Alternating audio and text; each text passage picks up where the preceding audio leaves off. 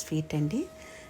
Stove మీద గిన్నె పెట్టుకొని ఒక కప్పు బొంబాయి రవ్వ వేసుకుని గీతోటి వేయించుకోవాలి. ఒక 3 మినిట్స్ వేగిన తర్వాత వేరే ప్లేట్లోకి షిఫ్ట్ చేసుకుని అదే బౌల్లో 1 కప్పు రవ్వకి 3 కప్పుల వాటర్ వేసుకుని మరిగించుకోవాలి. ఎసరు మరుగుతున్నప్పుడు వేయించి పెట్టుకున్న బొంబాయి రవ్వని స్టవ్ సిమ్లో పెట్టుకొని కలుపుకుంటూ ఉండాలి. వాటర్ మొత్తం ఇంకిపోయిన తర్వాత దీంట్లో కప్పు షుగర్ వేసుకొని కలుపుకుంటూ ఉండాలి.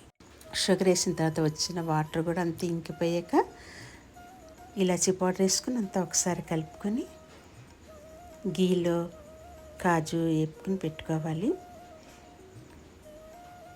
దాన్ని కూడా ఈ స్వీట్ మిశ్రమంలో వేసుకుని ఒకసారి అంతా కలుపుకోవాలి.